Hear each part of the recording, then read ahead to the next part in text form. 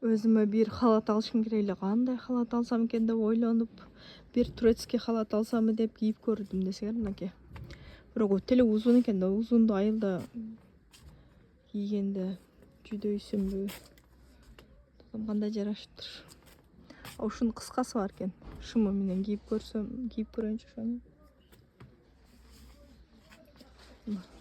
Бул жагы Ташкент фабричный, булары турецкий экен.